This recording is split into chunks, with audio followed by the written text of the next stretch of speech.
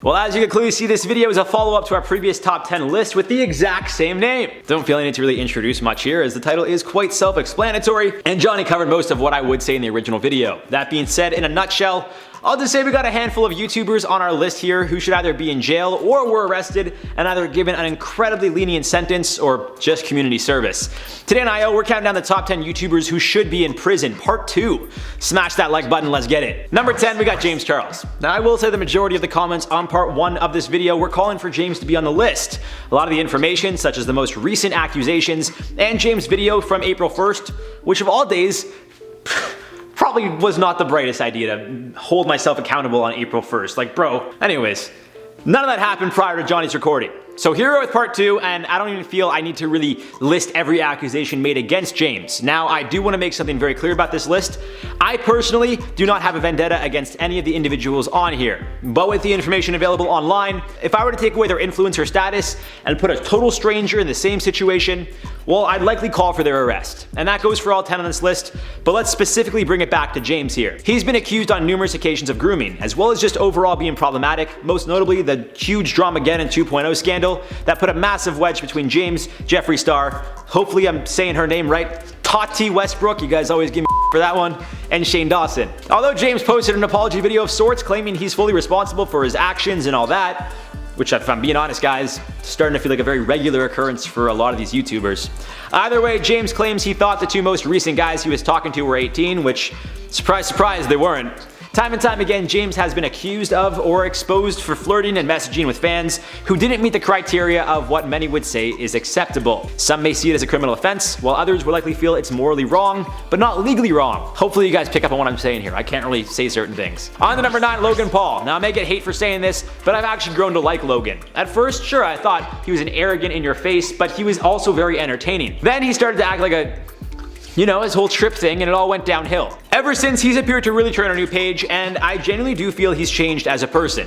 In fact, I'm sure a handful of people on here have learned from their past mistakes, and I'm all for change. That being said, sometimes mistakes are more costly than others, and in Logan's case, depending which laws you look at in which country, he should either be as free as he currently is, or jailed. Now this quote was around the time of the incident, but sources were reporting that if Paul returned to Japan, where he not only filmed the body, but in general was destructive to the public, he could be charged with, I quote, destruction of property, public indecency, interference with business operations, and numerous traffic violations. Are any of these long-term jailable offenses? Probably not. That being said, each individual case is unique, and in Logan's case, well, I'm not sure how lenient the judge or jury would be in regarding to his situation. Let's just say he's lucky with the way things shook out. Now at number 8, Curtis Lepore. Now I will say if you don't know the full story here regarding Curtis and his ex, Jessie Smiles, unfortunately I can't get into too much detail, because, YouTube. What I can say is the following series of events occurred, with Curtis even admitting to it, but sharing a different narrative from his perspective. Either way, in a nutshell, the two dated for a brief period of time and made vines together when that was a thing. While filming a vine, Jessie hit her head, and there were concerns she was concussed. This led to Curtis, who was no longer in a relationship with Jessie, to come pick her up while she was in LA where he lived, in an effort to take care of her should there be a concussion of sorts, I guess. At this point, Jessie fell asleep on Curtis's bed and woke up to him on top of her. When she woke up, she was extremely upset, and Curtis took her back to her friend's place where she was staying. This would lead to Curtis being charged and accepting a plea deal, leading to a less serious charge and no jail time. All in all, Curtis would be hit with 24 days of community service and paid $100,000 bail during the initial arrest. And hopefully you guys picked up on what he did, but forced himself upon her. Didn't go to jail for it.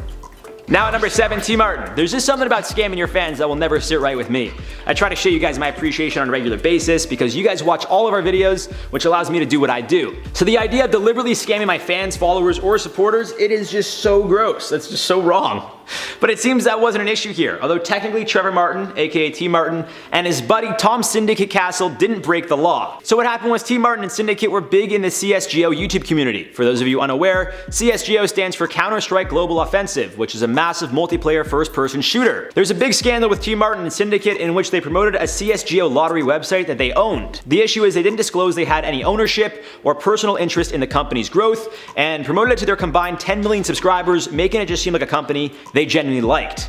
Which, I mean, it was their company, so I hope they liked it, but the non-disclosing thing is kind of illegal.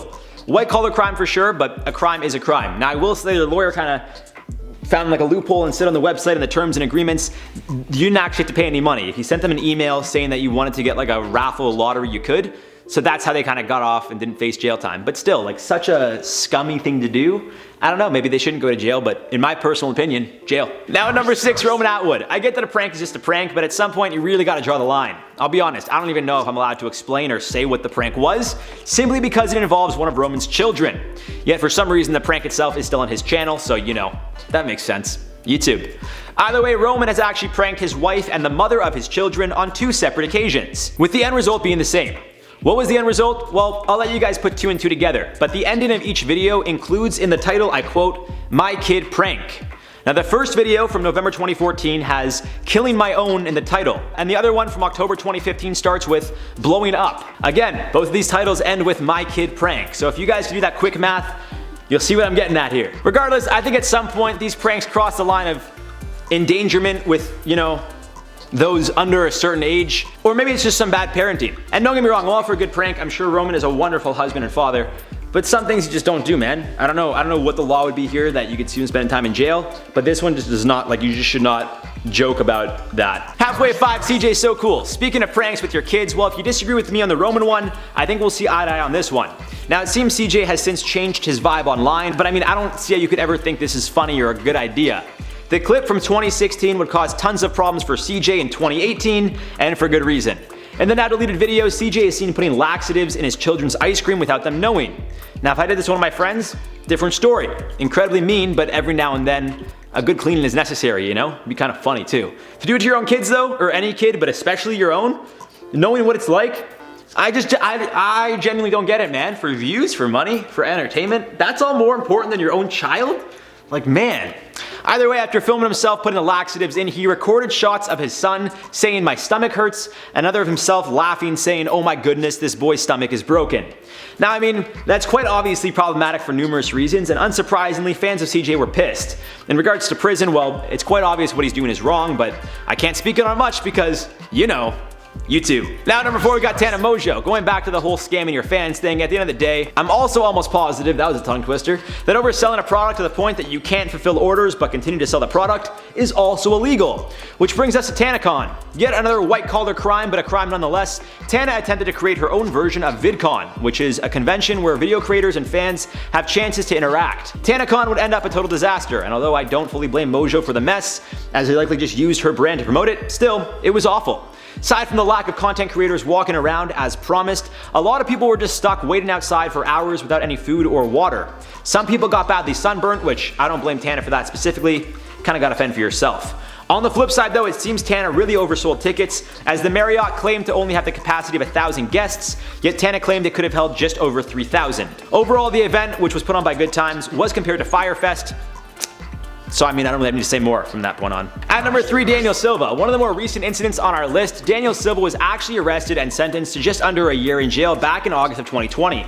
Silva was arrested and charged after driving under the influence, crashing into a tree, and killing his friend and the passenger of the car, Corey LaBerry. Following the crash, Silva actually tried to flee the scene according to sources, but was later taken to hospital. When all was said and done, Silva would plead no contest to the felony count of vehicular manslaughter laid against him. He'd be given a 364-day jail sentence, 250 community hours, and 5 years probation. And even though he stepped foot in jail toward the end of August 2020, he was released by early October 2020. Like, why this man spent just over a month in jail even though he was given a year, I couldn't tell you. I get mistakes happen, people use bad judgment, but this is not a mistake or accident or, you know, that just should be taken lightly, especially considering how a life was lost. On to number 2, Lam. A Montreal-based prankster, Lamine Zidani, better known as Lams on YouTube, is currently dealing with some legal troubles due to a video posted back in 2018. It's since been made private, but in the videos, according to sources, he was going around Dawson College kicking people in the ear and then threatening them. Apparently it was a prank, which I don't know. During his testimony, he claimed the threats weren't serious, and I quote, "I had no bad intentions, it was just a sketch. At no time was I intending to be violent. I'm not a violent person." But I mean, like, if there's video footage of you walking around kicking people in the ear, which according to CTV, a local news network, is what he did, I mean, I don't think jail is the worst idea. I also find it very hard to believe you're not a violent person, nor were the threats serious. You were physically attacking people, man. Like, what are you doing? That being said, his lawyer is hoping they let him off, with Antonio Cabral explaining how Zidane wasn't very mature at the time and was just a prankster. At number 1, the Stokes brothers. This is still going down, but in early April, the twin brothers appeared to avoid prison with guilty pleas. Although the prosecution wasn't happy with the decision, a California judge reduced the charge from a felony to a misdemeanor under the stipulation the two twins pled guilty. They also pleaded guilty to 2 misdemeanor counts of falsely reporting an emergency. So what did these two bright guys do? Well, back in October 2019, they decided to wear all black clothing, a ski mask, carrying duffel bags full of cash, and run from a bank. They then called an Uber, which the driver refused to drive, and the cops were called, leading to the driver being ordered out of the car at gunpoint. Some scary stuff. Obviously they thought this was a real robbery. But what's even scarier is that these two thought it'd be a good idea to do the same prank again at a different location. District Attorney Todd Spitzer said their crimes, I quote, could have easily resulted in someone being seriously hurt or killed, but these two individuals cared more about increasing their number of followers on the internet than the safety of others involved. Which, yeah, like, these guys do not need to be out in society right now. They need some time. They need some time out time. In the prison, baby. And there you guys have for the top 10 YouTubers who should be in prison part 2. Let me know who I missed in the comments down below. For now, let's do some comment replies from the video. Kim Kardashian, now a billionaire. HotChalk619 said she made herself, image/family the product, and is now a billionaire. I mean, if that's not talent to make something from nothing, what is? I just did a video like top 10 Kardashian editing fails, and I made a lot of jokes and I chirped them a lot. I hope you guys understand. I respect a business, man or woman. I don't care. Kim, my hat's off to her. Like, I feel that I have a lot of views that disagree with like the general public, to be honest. Kim, 100%, do your thing. I think, you know, even Kylie, people could say whatever they want about her, but like, she's still a billionaire. Even Kanye, still a billionaire. Like, they did something right. Not every billionaire does something right though. Some of them do. I mean, a lot of them. I'm gonna say probably all of them do sketchy stuff. Shelby Stroud said, I'm surprised it took this long. I've heard really good things about Skims. Okay, Shelby, I'm just gonna disagree with you on that one. I don't think it's because of Skims. I think it's just like, you think Beats by Dre are good headphones? I bought them when I was like 15, 16, I think. Was I that young? I think, yeah. Got them for my birthday. There's like $200 headphones or whatever. Garbage. They just look cool and they're Beats by Dre. Like, I'm sure you could find a much better product than Skims that doesn't cost an arm and a leg because it's not associated with Kim. But hey, support her. I'm all for it. Laney Bug said, forgive me if I don't exactly trust Forbes to accurately report the financial status of a Kardashian, LOL. Yeah, I don't know. I've realized like you kind of just gotta trust whatever the media puts out there and hope that they're telling the truth. There's a website that says my net worth is like $4 million. So, should upgrade from the Honda Civic and maybe move out of my parents' house. I don't know. Anyways, guys, that's all for this one. I've been your host, Jared Bronstein. We'll see you guys soon. Love you. Mwah.